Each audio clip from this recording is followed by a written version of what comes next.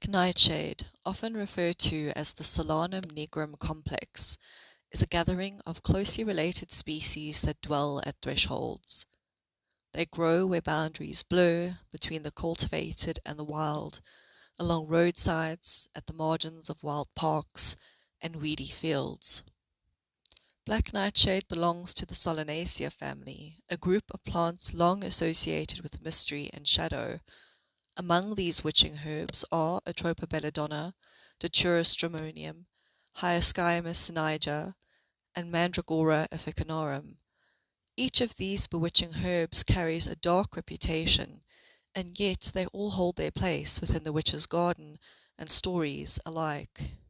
Black nightshade is known by many names, including garden nightshade, petimoral, and wonderberry. Here in South Africa, we grow a type of black nightshade called Solanum retroflexum, also known locally as Umsobo or Nastergal.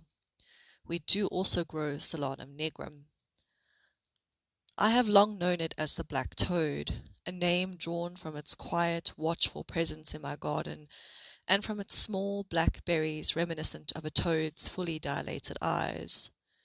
And like a toad crouched low among the fruit, it first made itself known to me as a dark sentinel, half hidden among my other herbs and flowers.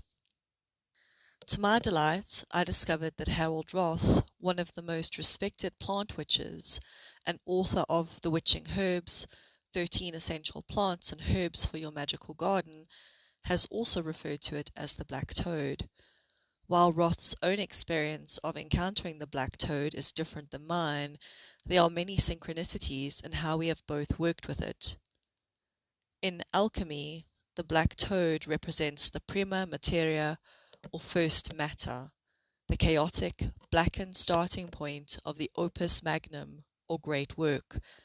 This state, also known as nigredo, is the essential breakdown of matter required to eventually create the philosopher's stone. Black nightshade has been linked to the witch's flying ointment, also known as the hexen salbin, and may have been among the mysterious herbs named in the Anglo-Saxon Nine Herbs charm. This saturnine plant of the wayside is tied to boundaries, the moon, protection, defense, and counterattack. According to Daniel Schulke in The Green Mysteries, the black nightshade is used by sorcerers to summon rain, as well as for the purpose of finding lost or stolen objects. He also notes that according to Pliny, the Thessalian witches in ancient Greece employed black nightshade in philters to evoke obscene desires, forms, and images. Today, within modern herbalist witchcraft, black nightshade is associated with Hecate, the Greek goddess of magic, boundaries, and thresholds.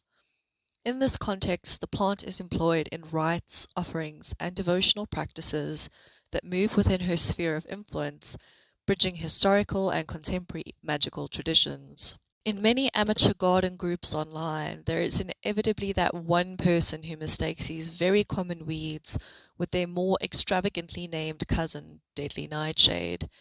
However, unlike its wicked cousin, black nightshade can be edible if prepared correctly. Please always check with your local guides to ensure that the species of black nightshade which you have growing in your area is safe and edible. It is not wise to just nibble on any old plant, no matter what is said of it online. In South Africa, the young greens are traditionally harvested, thoroughly cooked and eaten, much like wild spinach varieties. Cooking is essential. The leaves contain solanine, a toxic glycol alkaloid also found in tomato leaves and green potato skins. In large amounts, it can be dangerous, but prolonged boiling significantly reduces these compounds. In many households, the greens are boiled in water, often with the water discarded and replaced during a second cooking to ensure bitterness and toxins are properly leached out. Once softened, the leaves are served with maize meal such as pap or putu, alongside stews, or simply seasoned with onion and tomato. In some rural traditions, a small amount of wood ash or maize cob ash is added during cooking to help tenderize the leaves and mellow their flavor. As part of the broader tradition of imifino, these wild greens have long supplemented cultivated crops, especially in seasons when gardens fail or the rains are uncertain. The green, unripe berries also contain solanine, but as the fruit ripens, the concentration decreases. The ripe berries are small, black, and tomato-like, hanging in delicate clusters.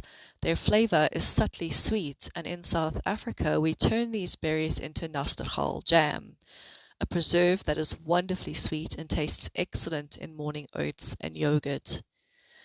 In the garden, black nightshade grows easily and seeds itself readily, an awalaiman to grow wherever it pleases. It is an annual, and if you are looking for a decoy plant for any spider mites, this little weed will do wonders.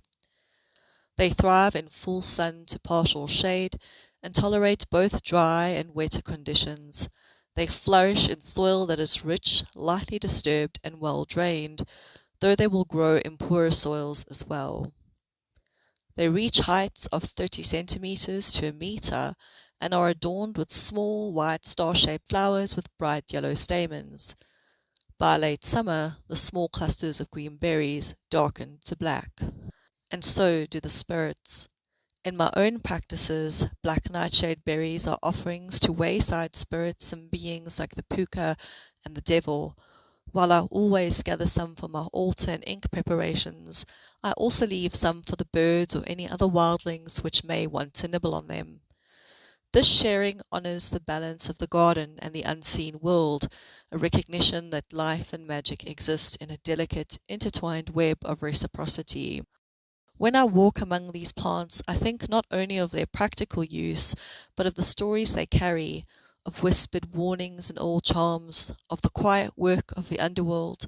Black nightshade is a reminder that magic, like life, often thrives in overlooked places, in the shadows, along the borders, and at the edges of awareness. It is a plant that asks for respect, observation, and care, offering in return a subtle sweetness and a potent presence in our gardens and lives.